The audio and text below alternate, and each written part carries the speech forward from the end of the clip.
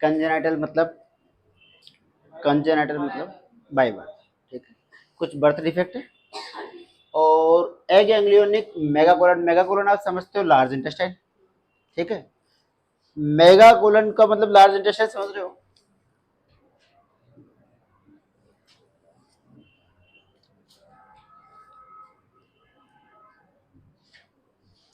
This is large intestine, this is sigmoid colon, S shape मतलब sigmoid colon, storage rectum और ये rectal canal, ठीक है, ऐसे कुछ है।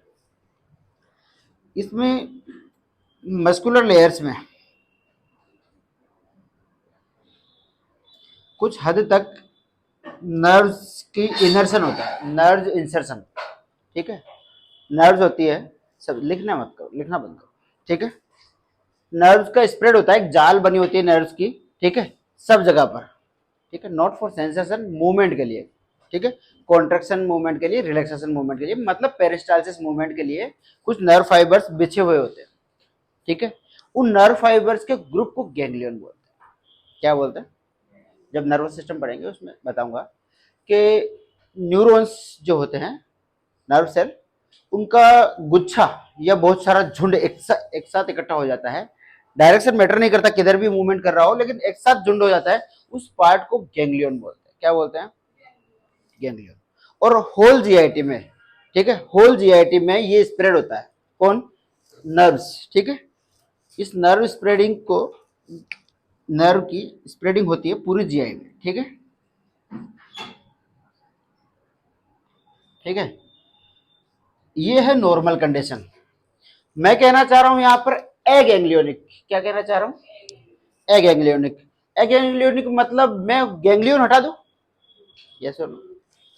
गैंग्लियन अगर नहीं है इसमें यहां पर, तो इसमें क्या चीज नहीं होगी जो हो रही थी, पेरिस्टालसिस मूवमेंट नहीं हो रहा होगा।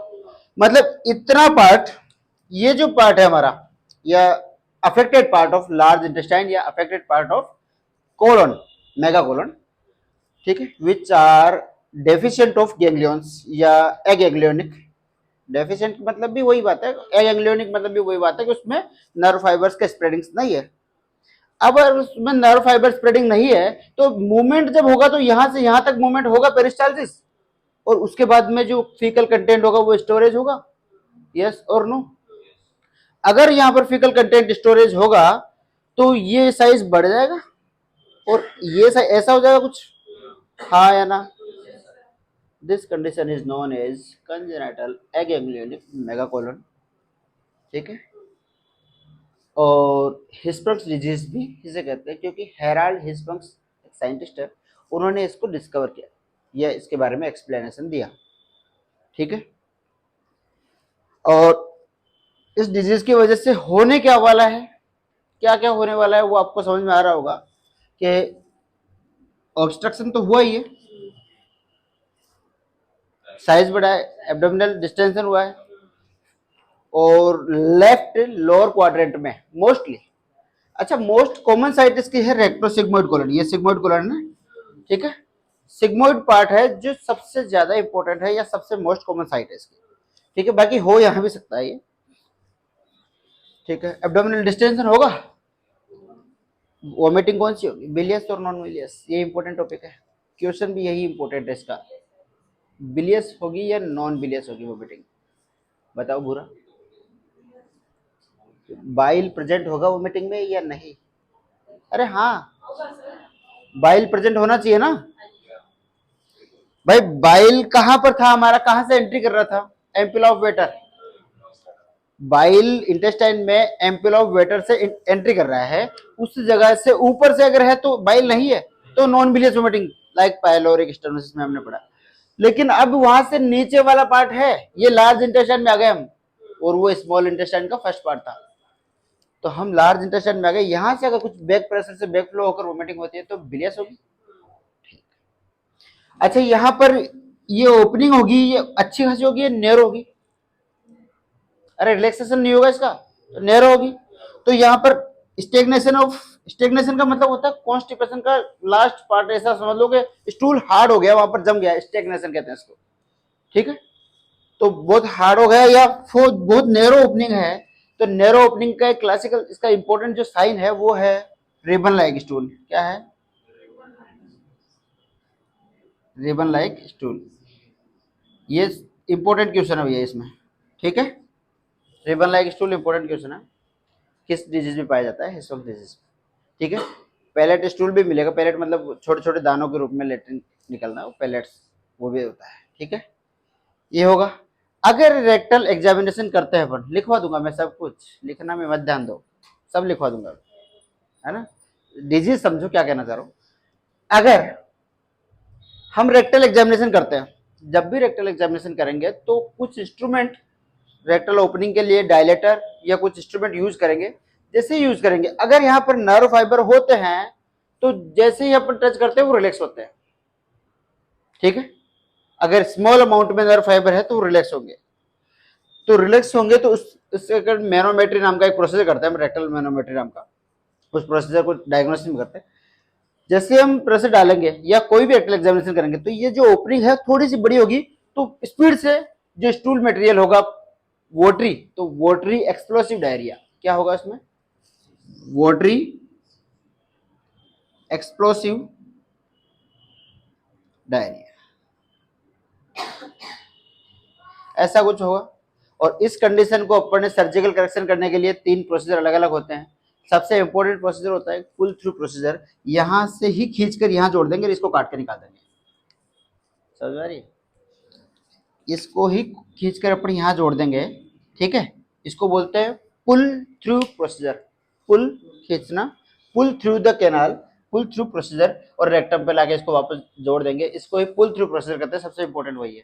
इसको step two step 3 surgical step में बांट सकते हैं अपना। अलग अलग साइंटिस्ट ने कहा कि मेरे तरीके से काट के दिखाओ, तो किसी ने कहा सोवावेव प्रोसीजर, किसी ने कहा ड्यूहेमेल प्रोसीजर, किसी ने कहा स्वेंसन प्रोसीजर, ठीक है। अलग अलग नाम बताया, होना सब में एक ही है कि किसी में कोई कह रहा है कि आधा पार्ट छोड़ देता हूँ आधा पार्ट रख देता हूँ, कोई कह रहा है कि ट्यूब इन ट्यूब कर देता हूँ, कोई कह रहा है कि काट के निकाल देता हूँ, ठीक है।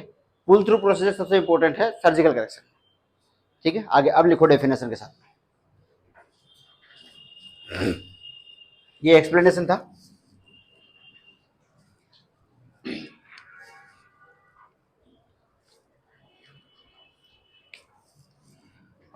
डॉक्टर हेराल्ड हिस्प्रंग्स,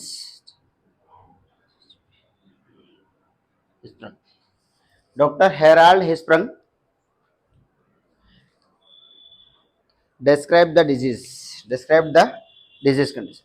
इस डिजीज को किसने एक्सप्लेन किया है? Doctor Harald हिस्प्रंग्स।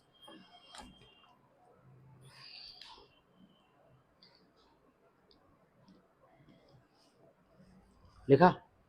लिखो, it occurs due to congenital absence of parasympathetic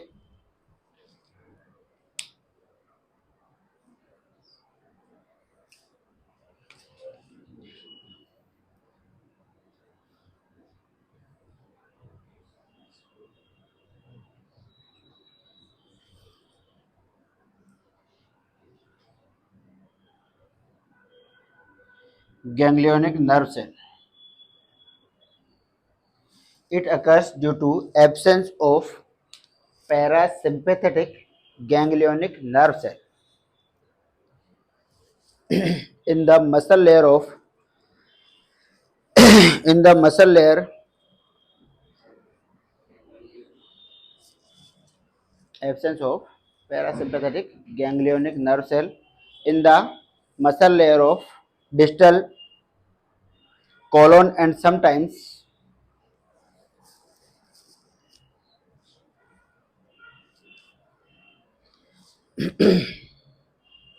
in rectum, distal colon and sometime in rectum. लिखा?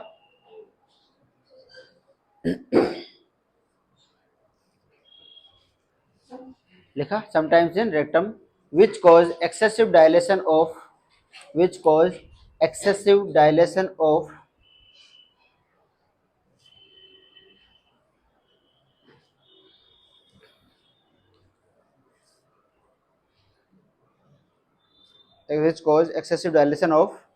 affected part या distal part बोल दो, ठीक है।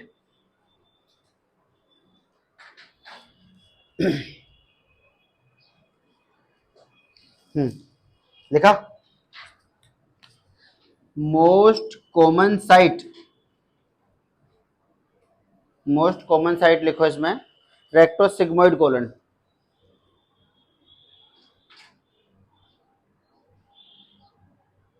Sigmoid colon, rectosigmoid colon most common site क्या हुआ?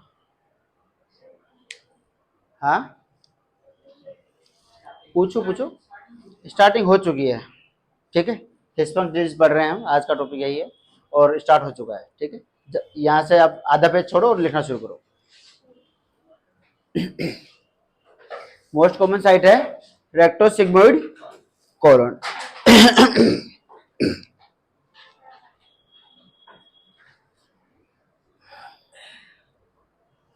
कॉजेस,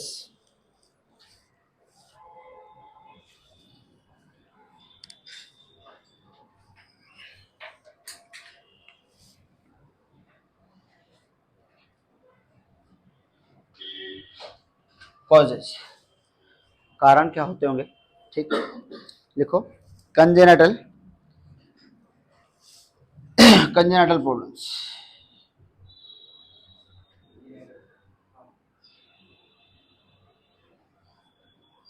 कंजेनेटल भी है और क्रोमोसोमल प्रॉब्लम।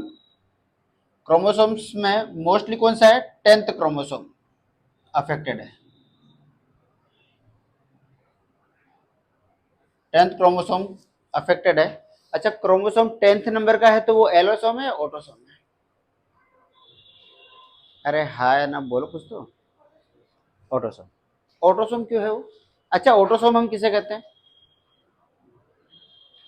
ऑटोसोम किसे कहते हैं? जो बॉडी की मेकअप के लिए रिस्पॉन्सिबल है, बॉडी की फॉर्मेशन के लिए रिस्पॉन्सिबल है। एलोसोम जो जेंडर बताता है आपका, है ना?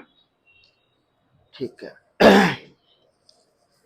एंटीसाइकोटिक मेडिकेशन अगर मदर ने ली हो, लिखो maternal intake, maternal antipsychotic medication. ठीक है, एग्जाम्पल में लिख लो रेस्पेरिडोन।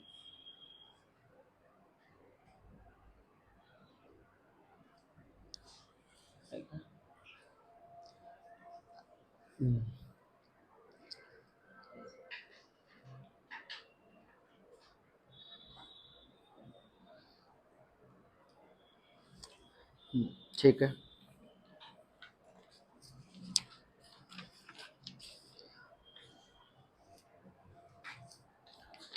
एक और लिख लो clostridium difficile hard wash, secondary to clostridium डेफिसिली।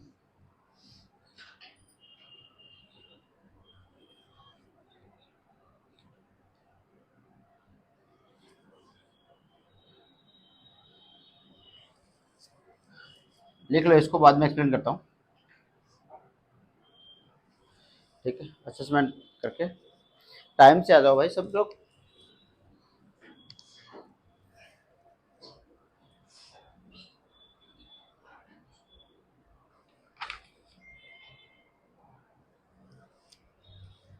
हाँ, ये बाद में एक्सप्लेन करता हूँ डिजीज क्या कंडीशन है।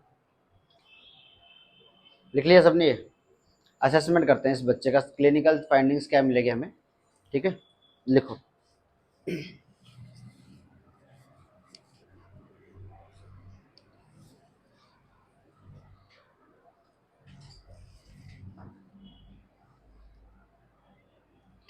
असेसमेंट में करेंगे हम। हाँ, इन न्यूबॉर्न, न्यूबॉर्न में क्या असेसमेंट करेंगे? ठीक,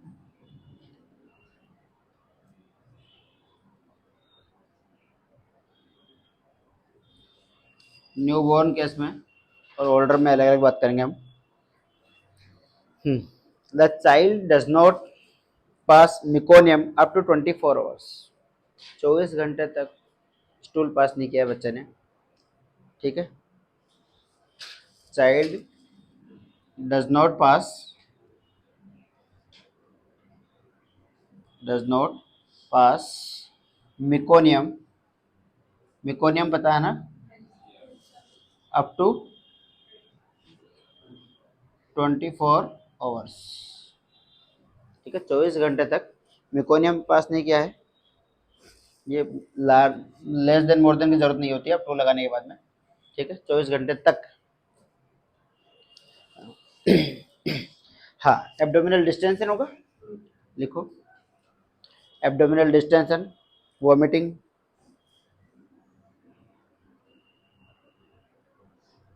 एब्डोमिनल डिस्टेंशन, वॉमिटिंग। वॉमिटिंग कौन सी हो सकती है? बाइल प्रेजेंट होगा, अरे बोलो सही, बाइल प्रेजेंट, मैं उसको बिलियस बोल दूं? ठीक है साहब।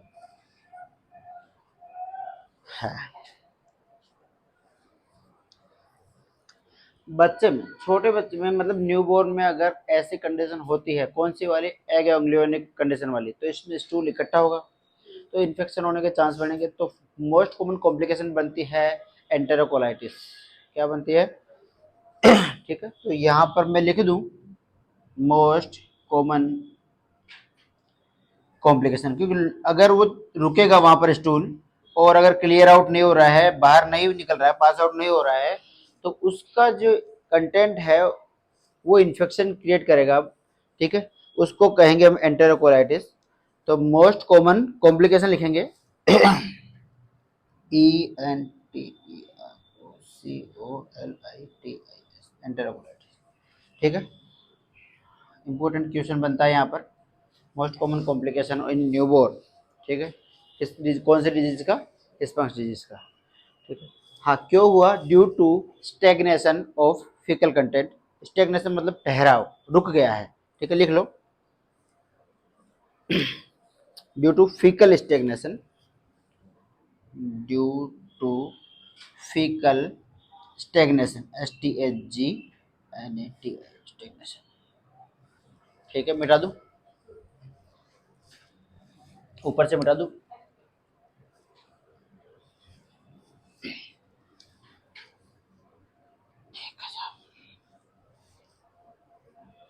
अच्छा, इस कंडीशन का साइन सिम्टम क्या होगा? Sign symptom of ENTEROCOLITIS।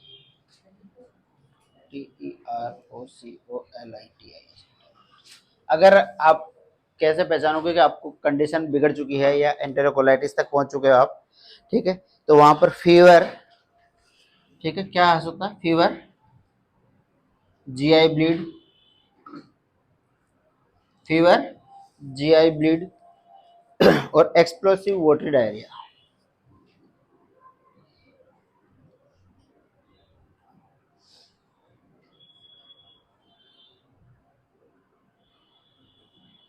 Explosive watery diarrhoea, ये आपको उस बच्चे में मिलेगा। कंडीशन कब? जब एंटेरोकोलाइटिस मिले आपको, तब, ठीक है। एंटेरोकोलाइटिस को हम इस तरीके से पहचानेंगे।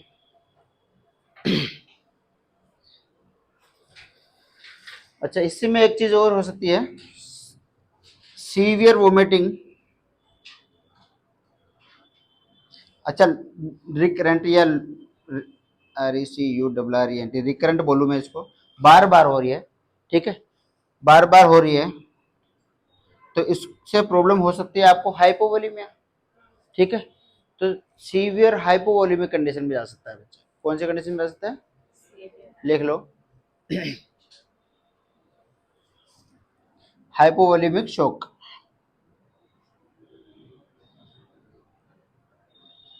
स्पेलिंग गलत है, रुको एक मिनट, वोलीमिक शॉक, हाइपोवोलीमिक शॉक में जाएगा, हाँ है ना? अरे फ्लूइड डेफिसिट होगा, ठीक है, मिटा दूं यहाँ पर, आगे है इन ओल्डर चाइल्ड। अब ये न्यूबॉर्न के लिए पढ़ा था हमने, अब ओल्डर चाइल्ड में क्या होगा? Big condition, older child, older child में क्या होगा?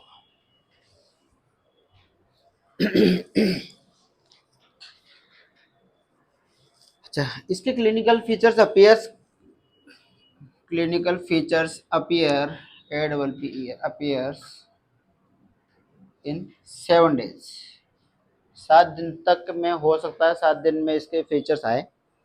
ठीक है। इसमें जो इम्पोर्टेंट चीज़ है वो है फ्लैट या ribbon like stool,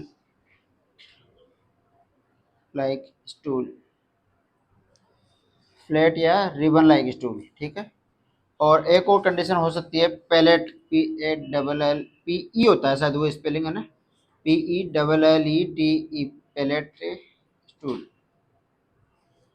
spelling PA ही होता है, PALLETE है ना। पैलेट स्टूल का मतलब होता है छोटे छोटे दानों के रूप में लेटरिन। ठीक है, पैलेट स्टूल। ठीक है।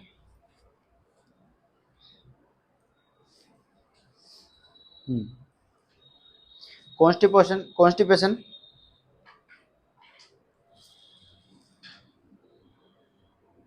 Constipation alternating alternating with diarrhoea. समझ में आ रहा है बात? क्या कहना चाह रहे हैं कि कभी कॉन्स्टिपेशन और कभी डायरिया की कंडीशन है ना। ठीक है। कभी जैसे ही रेक्टल ओपनिंग हुई, मसल रिलैक्स हुई, हाई प्रेशर से, ओनली प्रेशर से आएगा वो, ना कि पेरिस्टाल से मूवमेंट से आएगा, क्योंकि वहां पर गैंग्लियन नहीं है, नर्व नहीं है। और नर्व नहीं है तो वो मूवमेंट वो नहीं करेगा एक्टिवली। वो क्या मूवमेंट करेगा फिर? प्रेशर से। प्रेशर से जैसे रेक्टल ओपनिंग हुई, और ओपनिंग होते ही या तो डायरिया बहुत तेज, या ओपनिंग नहीं है तो कॉन्स्टिपेशन। ठीक है। ठीक। एब्डोमिनल डिस्टेंशन यहाँ भी होगा, लिख लो।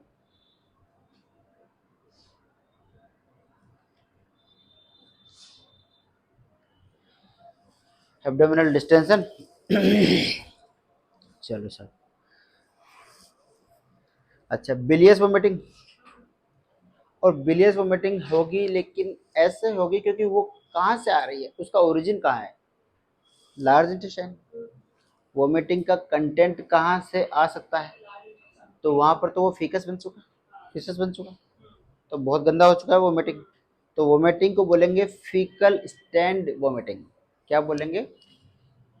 FECL, फीकल मतलब, ठीक है, फीकल मटेरियल स्टैंड, स्टैंड का मतलब उसमें वो कलर प्रेजेंट है, स्टैंड वोमिटिंग। ठीक है। बिलियस, बिलियस तो होगी, या डायरेक्ट पूरा लिखना चाहूंगा ऐसे भी लिख सकते हो, फीकल स्टैंड बिलियस वोमिटिंग। ठीक है। अरे हाय ना, आ रहा समझ में? Faecal stand bilious vomiting. ठीक है साहब।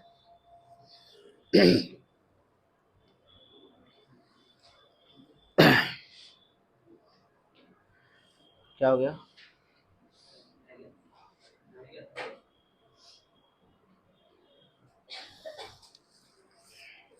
ठीक है साहब, डायग्नोसिस करेंगे।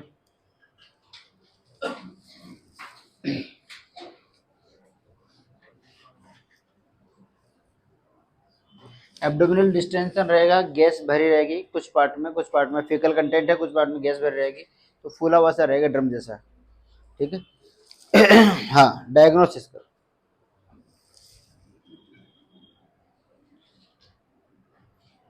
Diagnostic evaluation.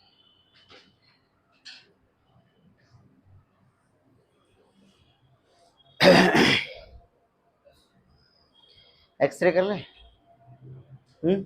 Barium enema X-ray. कौन सा?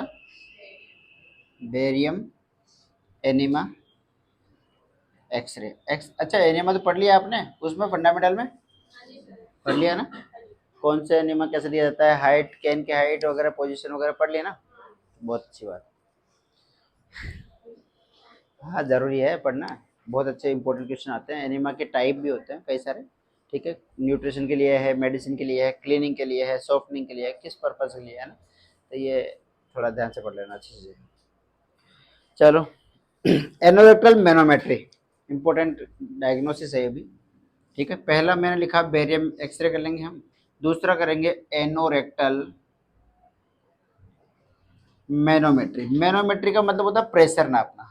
METRY, METRY, मेट्रिक सही है स्पेलिंग?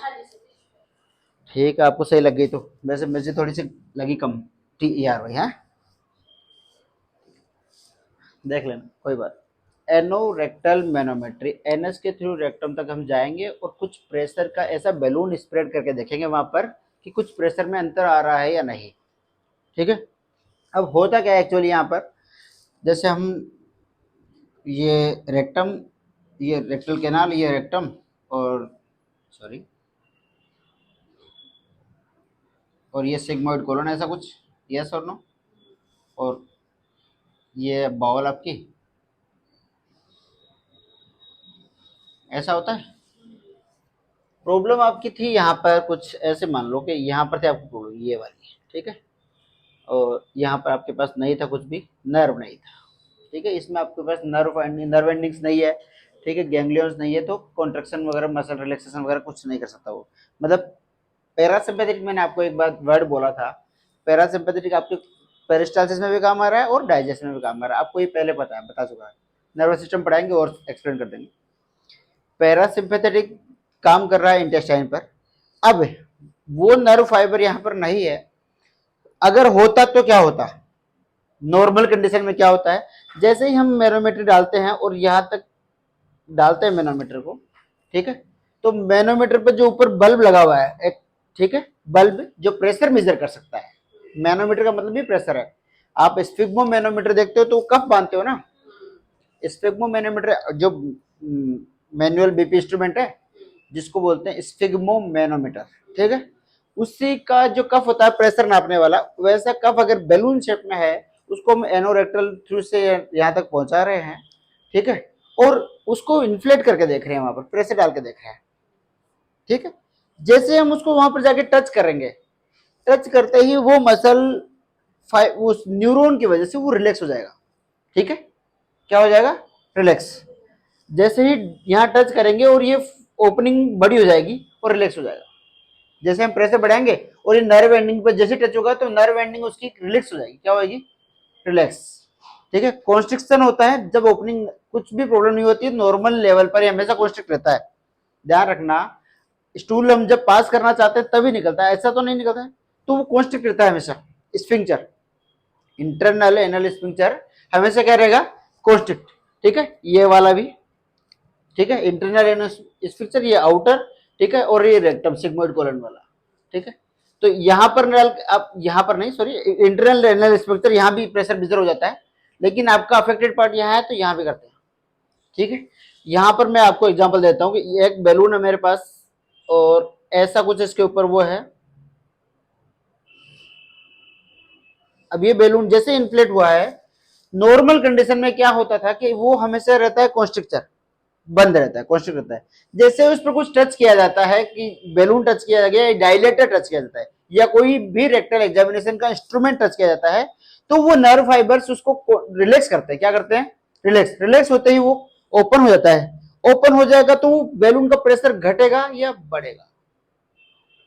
जैसे बैलून गया है रेक्टम पर, रेक्टम के ऊपर ऐसे कॉन्स्ट्रिक्ट था, और जैसे हमने प्रेशर डाला, बढ़ाया, मैनोमीटर से पंप करके प्रेशर बढ़ाया, तो प्रेशर घटेगा या बढ़ेगा, क्योंकि वो रिलैक्स हो रहा है ऐसा, तो इसके ऊपर प्रेशर आपको बढ़ता फील होगा, कम होता, कम होगा यार, कम होगा ना, क्योंकि इसको दबाएगा तो प्रेशर बढ़ेगा, आप किसी बैलून को दबाओगे तो प्रेशर बढ़ेगा। जब मैं कह रहा हूं यहाँ की लेयर जो है आपकी जीआई की लेयर है यहाँ पर, ये वाली, ये क्या हो जाएगी, रिलैक्स हो जाएगी, नॉर्मल कंडीशन की बात कर रहे हैं हम, ध्यान से सुनना, नॉर्मल कंडीशन में ये क्या हो जाएगी, रिलैक्स, रिलैक्स होता है, यहाँ पर प्रेशर कम हो जाएगा।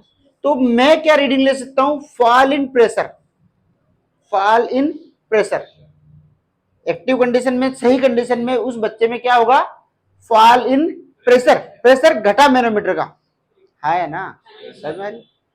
और अगर अब इस बच्चे में कर रहा हूं मैं बात, किसमें, हिस्पक्स डिजीज वाले बच्चे में ऐसी बात कर रहे हैं हम, उस कंडीशन में प्रेशर फॉल होगा नहीं। तो अब मैनोमेट्री में मैं लिख दूं यहां पर फेल टू फॉल, है ना, fail to fall in pressure, समझ में आई क्या ये बात, किस किस को नहीं आई, आ रही है। मैनोमीटर एक इंस्ट्रूमेंट है, ठीक है, जिस पर आगे एक बैलून लगा हुआ है, ठीक है, हम उसको इंटरनल स्फिंक्टर तक डाल रहे हैं, ठीक है, या फिर वहां डाल रहे हैं जहां पर हमें नर्व फाइबर चेक करना है या जहां तक डायग्नोसिस करना है, ठीक है, उसको हम जैसे इन्फ्लेट करेंगे तो वो प्रेशर जिस दीवार पर पड़ेगा यहां पर, और जैसे दीवार पर पड़ेगा अगर वहां पर नर्व एंडिंग्स होती तो वो रिलैक्स होती, और रिलैक्स होते ही वहां पर उस बैलून का प्रेशर, अगर बैलून पर ऐसे दबाऊंगा और तो प्रेशर वहां पर रीडिंग ज्यादा आएगी ना। अरे आप बीपी कफ को दबाओ और दबा दो, ऐसे ऐसे तो है ही लगा हुआ है, बीपी आपकी 120/80 आ रही है, 120/80 आ रही है, उसी टाइम क्या करना, आप बीपी कफ को ऐसे और दबाना एक बार और, इधर रीडिंग बढ़ जाएगी, तो इंक्रीज इन प्रेशर होगा ना, तो कंप्रेस कर रहा है कफ को इसलिए ना। अब वहां पर उस बीपी उसको बैलून को कंप्रेस करेगा अगर मसल, तो आपका प्रेशर बढ़ेगा, तो इसका मतलब वहां पर नर्व है, इसका मतलब वहां पर नर्व एंडिंग्स है। अब हम बच्चे की बात कर रहे हैं जिसकी डायग्नोसिस करना चाह रहे हैं हम एग एंग्लियोनिक कंडीशन जहां पर नर्व फाइबर नहीं है। अब नर्व फाइबर वहां पर अगर नहीं है तो प्रेशर फॉल होगा, वेरी गुड, क्या होगा, फॉल, फॉल मतलब घटेगा, है ना, घटेगा किसमें, नॉर्मल बच्चे में, प्रेशर घटेगा किसमें, नॉर्मल बच्चे में, एबनॉर्मल कंडीशन में प्रेशर घटेगा नहीं, प्रेशर बढ़ता ही रहेगा या उतना ही रहेगा, तो फेल टू फॉल प्रेशर। समझ में आ रही है बात, लिख लें इसके बारे में, एनोरेक्टल मैनोमेट्री में लिख लो थोड़ा सा।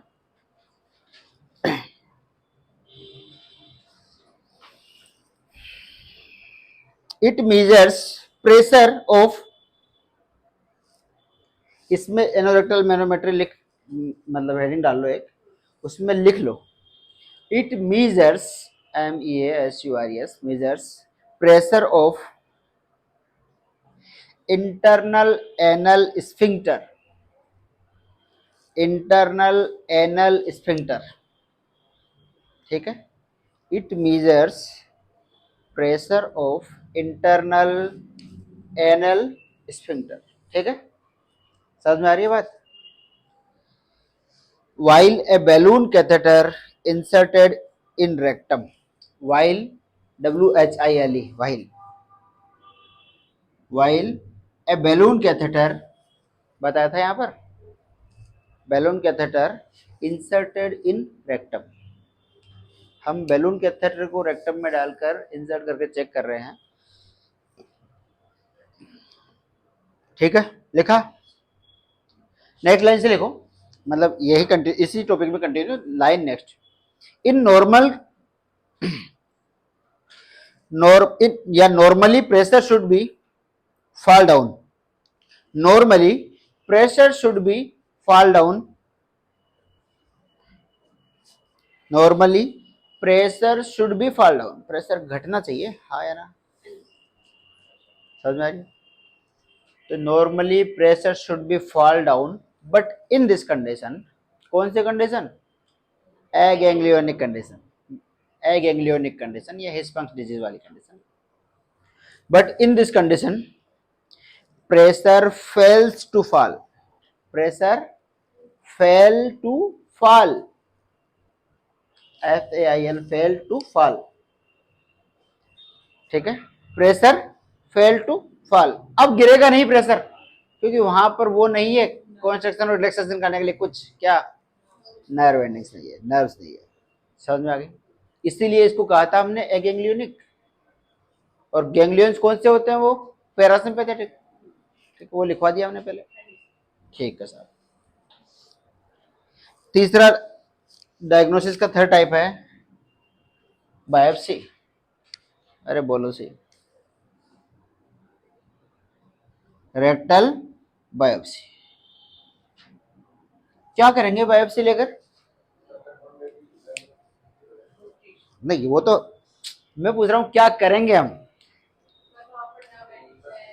भाई मैं तो, ये तो आपने कह दिया कन्फर्मेटरी, ठीक है, एक ये स्टार बनाओ, पहले पहले एक भूरा की बात मानेंगे हम, कन्फर्मेटरी, कन्फर्मेटरी डायग्नोसिस, ठीक है, कन्फर्मेटरी डायग्नोसिस, ठीक है साहब, कौन, रेक्टल बायोप्सी, दिख रहा है आपको, ये परेशान तो नहीं कर रहा, ऑब्स्ट्रक्शन बन रहा हो, ठीक है, बैरियर हो गई, फिजिकल बैरियर, कन्फर्मेटरी डायग्नोसिस है रेक्टल बायोप्सी, कन्फर्मेटरी क्यों है या हम क्या करेंगे ये पूछना चाह रहा हूं, ठीक है, हमने लिया कुछ टिश्यू पार्ट, उसको लैब में ले जाकर चेक किया नर्व फाइबर है कि नहीं, यही तो चेक करना था। अगर नर्व फाइबर है तो ठीक है, नर्व फाइबर नहीं है तो है बीमारी, है ना। तो कंफर्मेटरी डायग्नोसिस कहते हैं, क्योंकि इसमें रियल टिश्यू पार्ट गया है ना जाने चेक करने के लिए। हम तो चेक यही करना चाह रहे हैं कि नर्व एंडिंग नर्व फाइबर है कि नहीं है। ठीक है, हमारी बीमारी का कारण ही वही था, ए गैंग्लियोनिक। हमारा प्रॉब्लम का कारण ही क्या था, ए गैंग्लियोनिक। और ए गैंग्लियोनिक कंडीशन है, हम गैंग्लियोनी तो चेक करना चाह रहे हैं। हम टिश्यू डायरेक्ट टिश्यू लेके जाएंगे ना, टिश्यू काट के लेके जाएंगे और वही टिश्यू क्या है, बायोप्सी। प्रियांश हिमांशी क्या हुआ,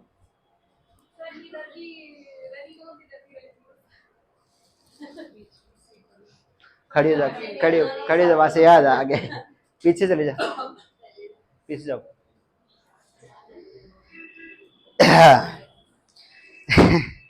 अभी तो मौसम भी नहीं है रनी नोज वाला, आगे चलते हैं भाई। ठीक है, कोई बात नहीं, अपने हिसाब से डिस्कस कर लो, डिसाइड भी कर लो, खत्म कर। आवाज नहीं आई, दोबारा कर लो अपने हिसाब से। चौथा डायग्नोसिस लिखते हैं, मिटा दूं, डायग्नोसिस का चौथा पार्ट लिखते हैं।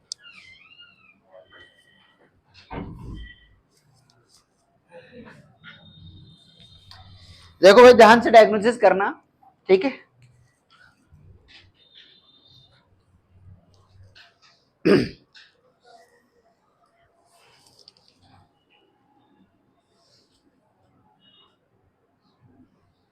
Explosive large amount stool on rectal examination, ठीक है, ध्यान से एग्जामिन करना, बहुत स्पीड से और ज्यादा अमाउंट में स्टूल पास होगा, एक्सप्लोसिव स्पीड से, ठीक है, क्योंकि वो तो भरा हुआ है थैला, बंद रास्ता, आपने बस एग्जामिन किया, खोला और बाहर, ठीक है। ऐसा नहीं हो कि आपकी झोली भर दे। ठीक है, चले आगे।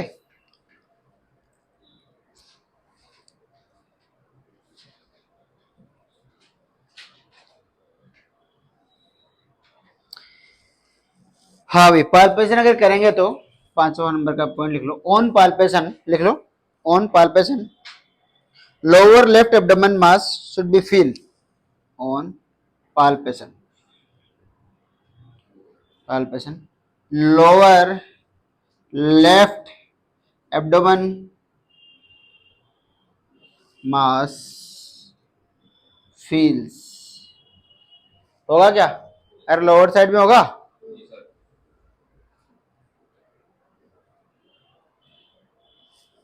Abdomen faecal mass feel, FECL faecal mass feel, MASS, ठीक है, फीकल मास फील होगा यहाँ पर, भारी सा होगा, क्योंकि मोस्ट कॉमन प्रॉब्लम इधर ही है, ठीक है। और आप एक और कर सकते हो, आपकी इच्छा है तो USG कर सकते हो, अल्ट्रा सोनो, हो गया, बस इतनी जांच बहुत है, इतने में तो पता लगा ही लोगे तुम क्या हो रहा है, ठीक है, मिटा दूं।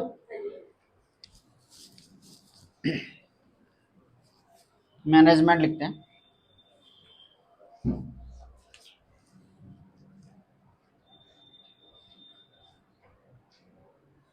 Management,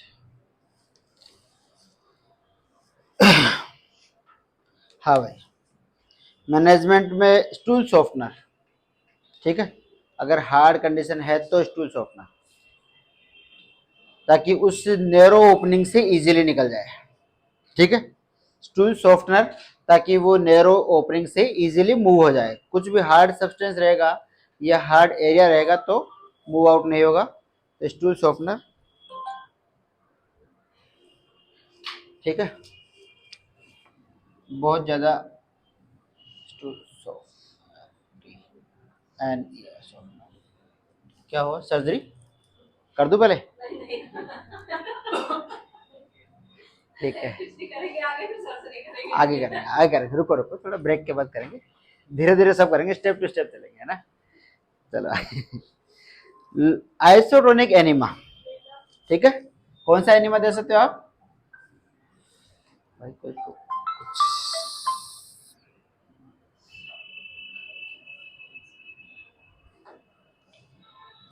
isotonic enema. ठीक है, आइसोटोनिक क्यों दे रहे हैं? क्योंकि आपका कुछ बिगड़ नहीं रहा है अभी तक। ठीक है, तो इरिगेशन करना है, बस आपको सफाई करनी है। क्या करना है?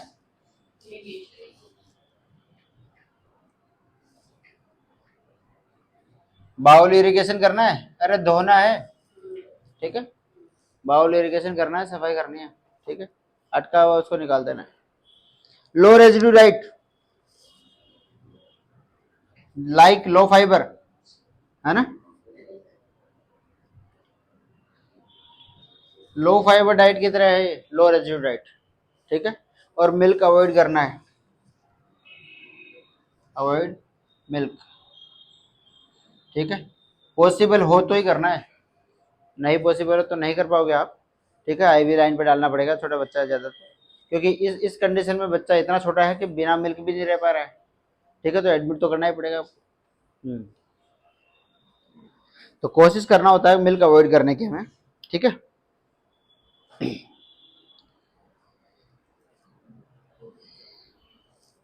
लो रेजिड्यू डाइट क्यों देना होता है? फ्रीक्वेंसी घटाने के लिए, लिख लो, to reduce frequency and volume of stool।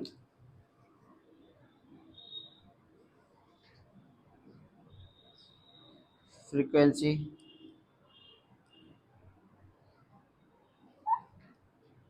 and volume of stool। ठीक है, फ्रीक्वेंसी और वॉल्यूम दोनों घटा देंगे हम। सर्जिकल मैनेजमेंट पे आ जाओ, मिटा दो इस सबको।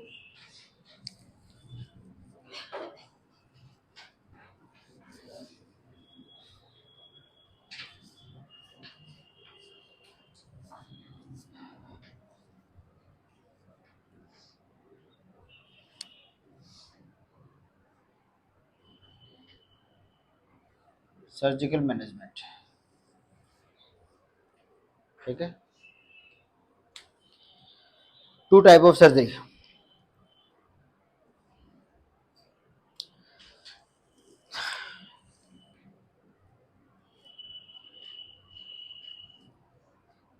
To types of surgery, first में लिख लो pull through procedure, pull through surgery.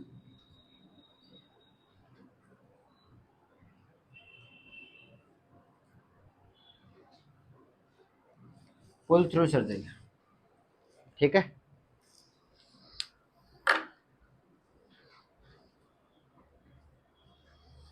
हाँ, लिखे, लिखो। In this procedure,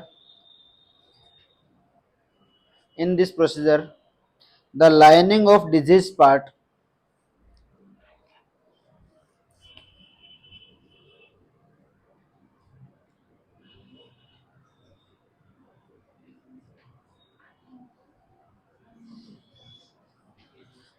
diseased part है ना of colon is stripped away।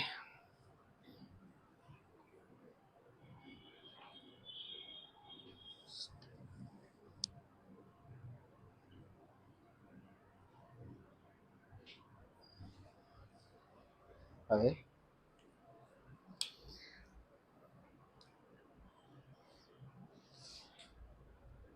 and normal section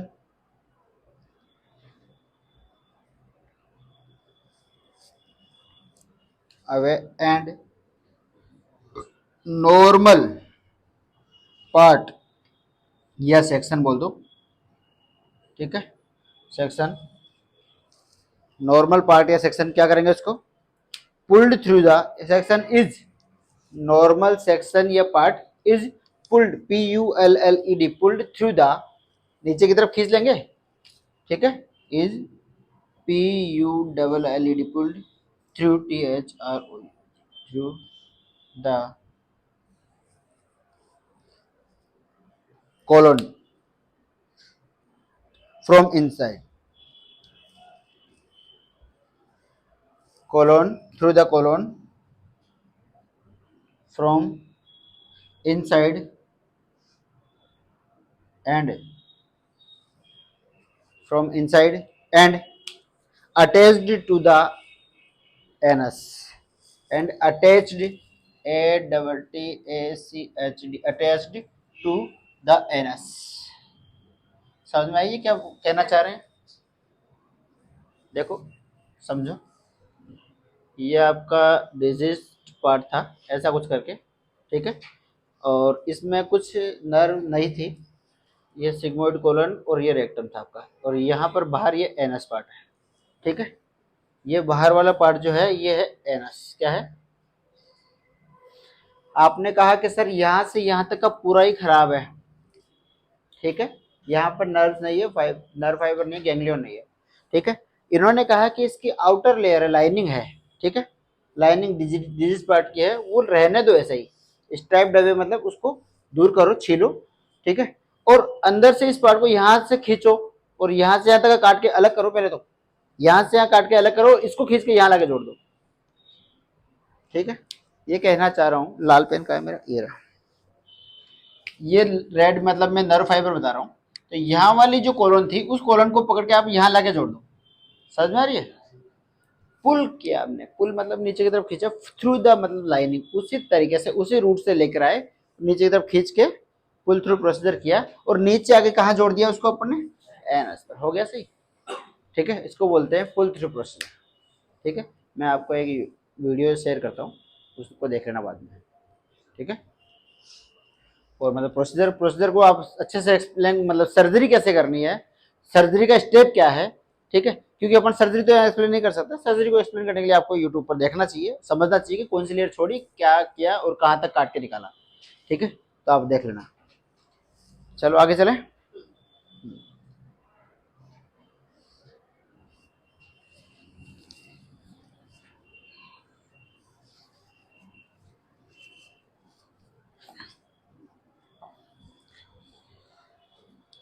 हाँ भाई, एक हुआ था पुल थ्रू प्रोसीजर और दूसरा था ostomy surgery, OSTOMI surgery,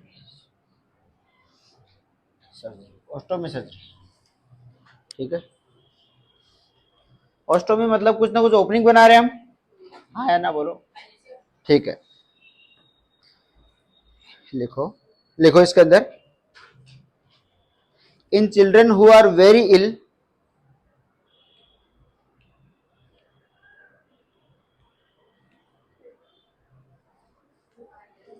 very ill, are not stable, very ill child, ठीक है। इसमें अगर चाइल्ड बहुत छोटा है, बच्चा बहुत छोटा है, तो इसको भी अपन दो स्टेप में करेंगे, वो टाइप थे दो सर्जरी के, पहला पुल थ्रू, दूसरा ओस्टोमी। अब टाइप में दूसरे को हम दो स्टेप में करेंगे, ठीक है, तो टू स्टेप सर्जरी बोलेंगे इसको, ठीक है, टू स्टेप सर्जरी। तो फर्स्ट स्टेप क्या होगी वो देखो, फर्स्ट स्टेप होगी क्रिएशन ऑफ कोलोस्टोमी। क्या होगी? Creation of colostomy, creation of colostomy, ठीक है। सेकंड स्टेप लिखो, after healing time, after healing, HEALING, after healing, after healing, colostomy करने के बाद में जो पार्ट हील हो गया है उस टाइम पर पहले क्या होगा, अगर पेशेंट बच्चा इल है, अनस्टेबल है, तो उस टाइम हम ऐसा नहीं कर सकते कि एक साथ कोलोस्टोमी किया और जो रिमेनिंग जो अफेक्टेड पार्ट था उसको निकाल दे, ऐसा नहीं कर सकते, अफेक्टेड पार्ट को तो निकालना ही पड़ेगा ना, तो हम उसको नहीं निकाल पा रहे थे क्योंकि बच्चा अनस्टेबल है। अब दूसरी कंडीशन ये है कि पहले हमने एक पार्ट में किया कोलोस्टोमी, अब कोलोस्टोमी बनाने के बावजूद, कोलोस्टोमी बनाने से फायदा ये हुआ कि जो स्टूल कंटेंट था वो निकलता रहा, ठीक है।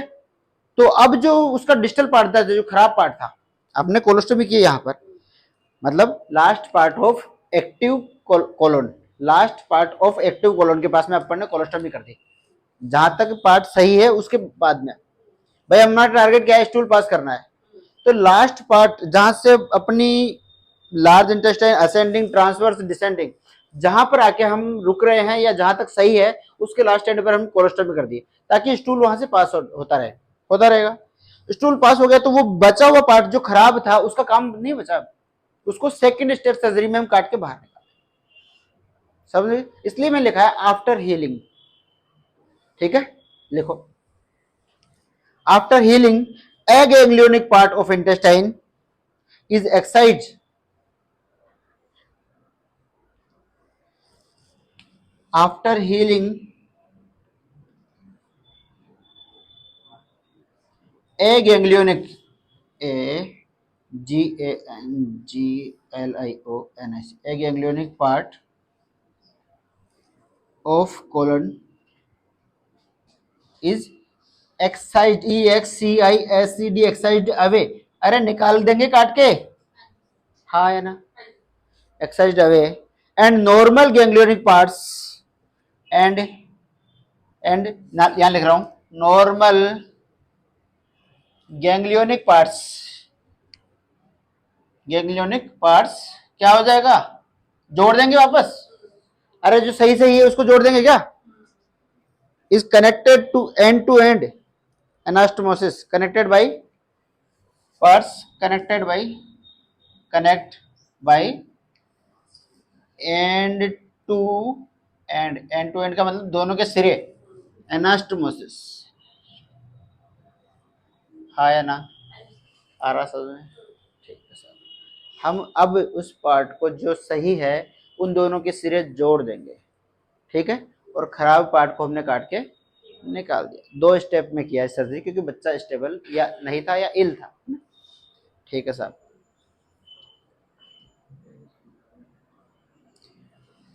इस एंड टू एंड एनास्टोमोसिस के प्रोसीजर के 2-3 टाइप है, वो टाइप के नाम लिखा देता हूँ, ठीक है। उनको उसमें क्या है, छोटे छोटे पार्ट है, अलग अलग साइंटिस्ट ने अलग अलग अपने अपने तरीके से बता देता हूँ मैं आपको। ये जो एनास्टोमोसिस हमने किया काट के, उसको 3 टाइप से किया। कैसे किया, there are 3 methods, 3 methods of surgery. ये एनास्टोमोसिस जो सर्जरी की हमने उसके 3 मेथड थे। उसका नाम है स्वेंसन प्रोसीजर पहला,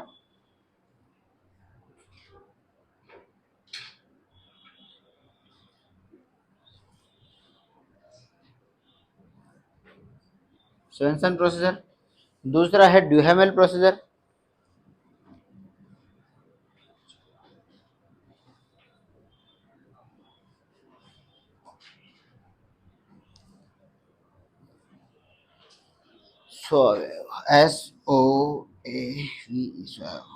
स्वाव प्रोसीजर। ठीक है, ये 3 प्रोसीजर है।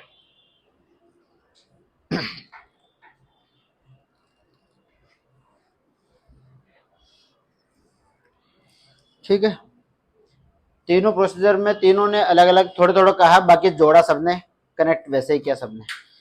ठीक है, लिख लो थोड़ा सा, एक एक लाइन लिख लो, तीनों में लिख लो। ठीक है, अच्छा तीनों में क्वेश्चन जरूर बनता है, केवल नाम का क्वेश्चन, नाम वाला क्वेश्चन जरूर बनता है कि इस प्रोसीजर में क्या होता है या ये प्रोसीजर कहाँ यूज होता है। तो हिस्पंक डिजीज का सर्जिकल मैनेजमेंट में तीनों प्रोसीजर यूज होते हैं। ठीक है, इंपॉर्टेंट पार्ट तो वही है, पुल थ्रू प्रोसीजर, सर्जरी का नाम तो वही रहेगा। ठीक है, करेक्शन किस तरीके से कर रहे हैं, करना सर्जिकल करेक्शन है, काटना है और अफेक्टेड पार्ट निकालना है। लेकिन कुछ लोग कह रहे हैं कि मैं अफेक्टेड पार्ट का केवल लेयर लेयर निकालूंगा, कुछ लोग कह रहे हैं कि आधा अफेक्टेड पार्ट छोड़ देता हूँ, आधा जोड़ देता हूँ, सही सही। ठीक है, कुछ लोग कह रहे हैं इंटेस्टाइन में से आधा ऐसे काट देता हूँ ना, तो ये भी रह जाएगा, ये भी रह जाएगा। ठीक है, तो ये इनका अलग अलग तरीका है। क्या कहना चाह रहे हैं सुनो, पहला लिख लो, पहले स्वेंसन प्रोसीजर में एक लाइन लिख लो, तीनों में एक लाइन नहीं छोड़ी आपने, हाँ तो इसमें लिख लो, एक लाइन लिखना है।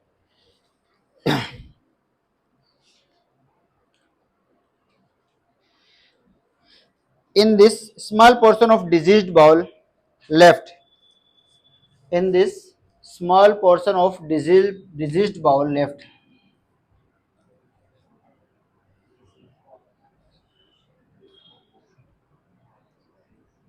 diseased bowel left, बचा दिया। ठीक है, थोड़ा पार्ट हमने डिजीज्ड बचा दिया, oblique cut and oblique anastomosis done. और इसके बाद भी क्या किया, oblique cut and oblique anastomosis.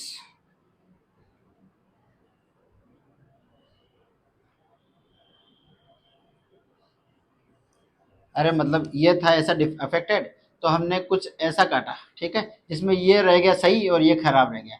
तो आधा पार्ट हमने खराब का बचा लिया, आधा सही का लगा दिया, और हमने सोचा कि बाउल कम काट के निकालनी पड़ेगी, पार्ट निकालना कम पड़ेगा, इसलिए हमने आधा आधा पार्ट बचा दिया कि क्योंकि पूरे इंटेस्टाइन के चारों तरफ वो गैंग्लियन होते हैं, तो हमने सोचा कि आधी तरफ तो रह जाएंगे कम से कम, यहाँ तो समझ में आ रही है, आधी तरफ रह जाएंगे गैंग्लियन और आधी तरफ नहीं रहेंगे तो आधा काम कर लेंगे, ठीक है, ये सोच के इसने कम काटा, ठीक है। ड्यूहेमेल प्रोसीजर, सेकंड में लिखो ड्यूहेमेल में क्या लिखा है, इसने क्या किया, it connect good bowel and bad bowel by surgical stapler. इसने क्या किया, good bowel and bad bowl,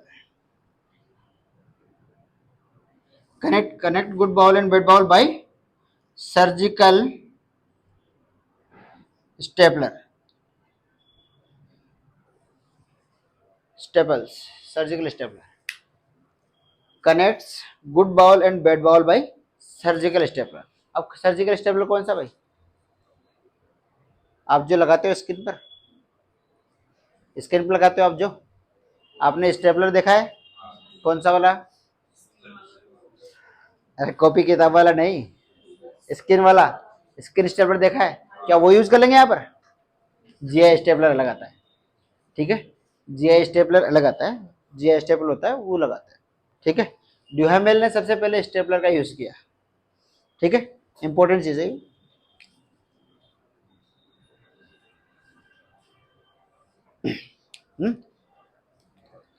हाँ भाई, तीसरा लिखो, outer wall of colon unattached, ठीक है,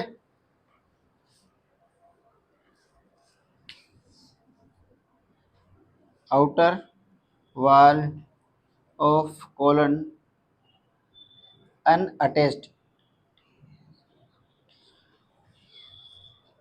इसने क्या किया कि बाहर वाला पार्ट छोड़ दिया और अंदर से खींच कर जोड़ दिया, ठीक है, बाहर उसकी लेयर्स जो थी सब, सिरोसा और मस्कुलरिस, सब म्यूकोसा म्यूकोसा, तो सिरोसा को छोड़ के अंदर वाला खींच के अटैच कर दिया, ठीक है, तो आउटर लेयर को अनअटैच छोड़ दिया और अंदर वाला पकड़ के पुल थ्रू करके जोड़ दिया, ये कहना चाह रहा है, ठीक है। ये अपने अपने तरीके थे इन तीनों के, तीनों की मर्जी।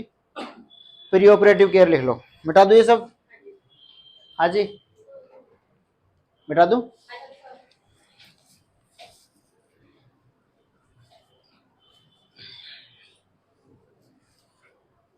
प्री ऑपरेटिव केयर लिख लो, क्या करोगे आप प्री ऑपरेटिव, अब आपका काम शुरू होता है,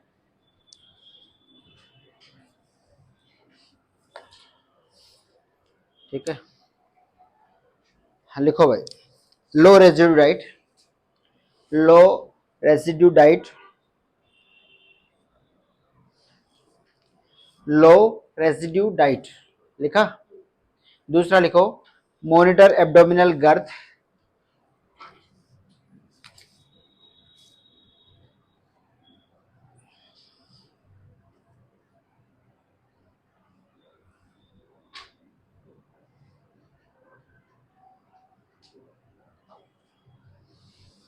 एब्डोमिनल गर्थ नॉर्मल कितनी होती है,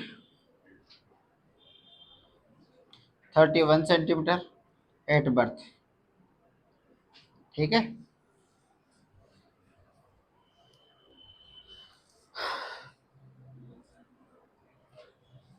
पोजीशन कौन से दे दोगे आप,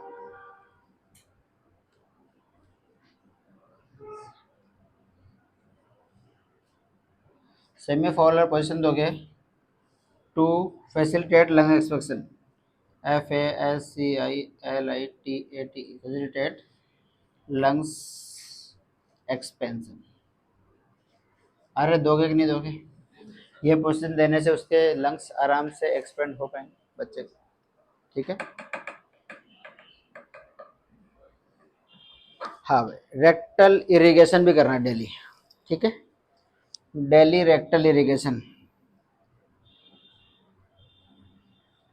रेक्टल इरिगेशन काहे, क्यों करोगे, हैं, टू प्रिवेंट फ्रॉम स्टेगनेशन, है ना, इन्फेक्शन से बचाना है, एंट्राकोलाइटिस नहीं हो जाए, टू प्रिवेंट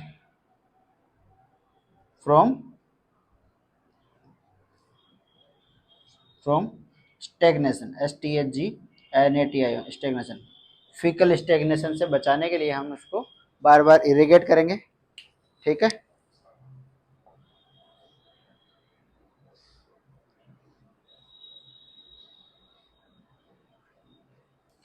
हाँ जी। अब एक और कंडीशन हो सकती है कि अगर इंटेस्टाइन ज्यादा प्रेशर की वजह से फट गई है तो आप कैसे पहचान जाओगे, ठीक है, परफोरेशन हो जाए, ठीक है, परफोरेशन होगा तो क्या होगा, ठीक है, ये तो प्री केयर हो गई, लेकिन मिटा दो इसको, ठीक है।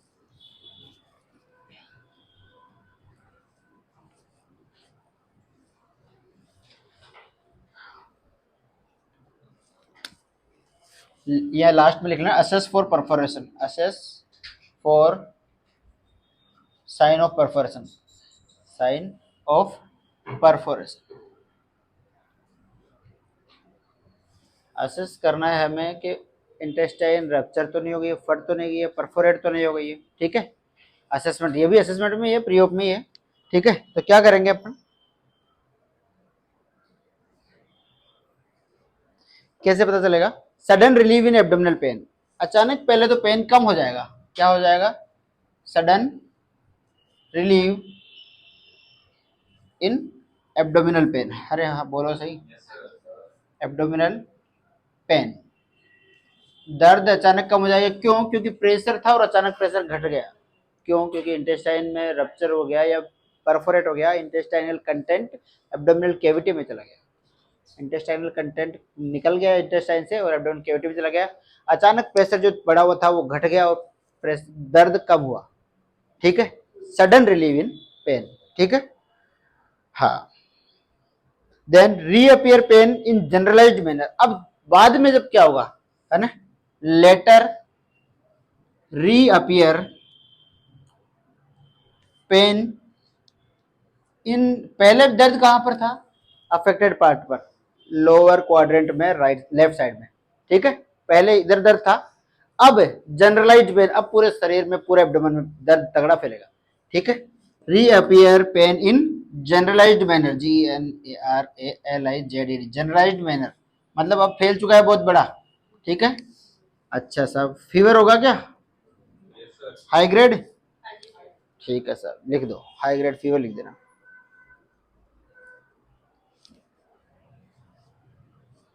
हाई ग्रेड लिख लेना, यहाँ पर हाई ग्रेड फीवर है ना, ये ऐसा कुछ मिले तो आप समझ जाओ कि परफोरेशन हो चुका है, ठीक है।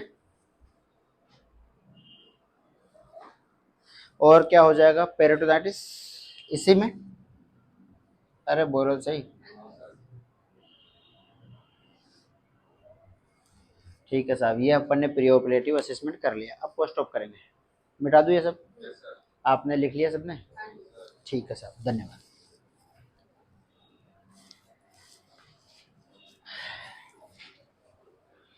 पोस्ट ऑपरेटिव क्या लिखो,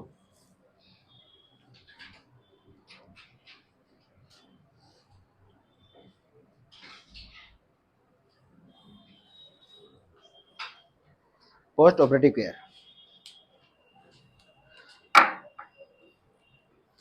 मॉनिटर एब्डोमिनल गर्थ, अभी भी आपको चेक करना है एब्डोमिनल गर्थ, ठीक है, मॉनिटर एब्डोमिनल गर्थ कितनी थी, तो एब्डोमिनल गर्थ ये दिख रहा है उधर, monitor abdominal girth, assess for sign of infection, for sign of infection, अरे सर्जिकल साइड पर इन्फेक्शन हो सकता है, infection on surgical site.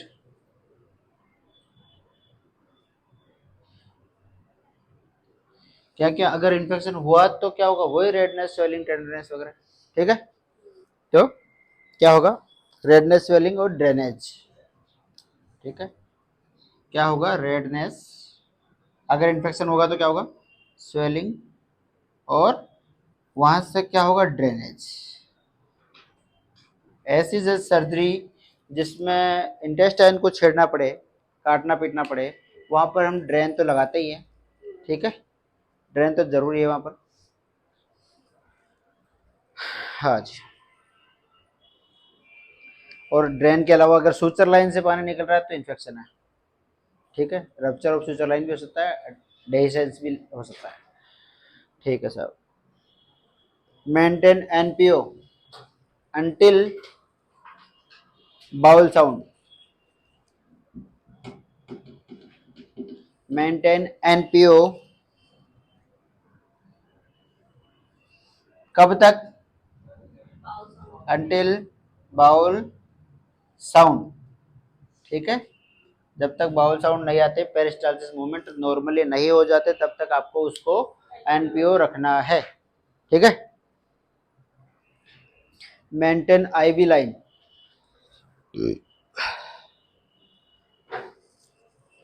until child does not tolerate oral feed. Maintain IV line until child does not tolerate oral feed. जब तक वो orally tolerate नहीं कर सकता है तब तक आपको उसको रखना है आईवी लाइन पर। यस बोलो।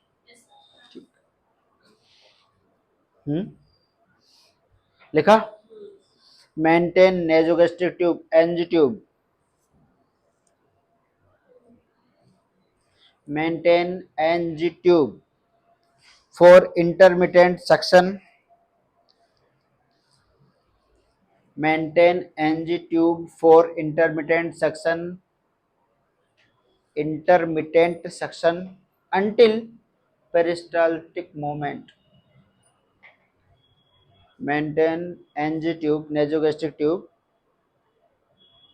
for intermittent suctioning, सक्शन करेंगे बार बार, until कब तक, peristaltic movement। ठीक है, ठीक है। assess for overhydration, oh sorry, overhydration और dehydration।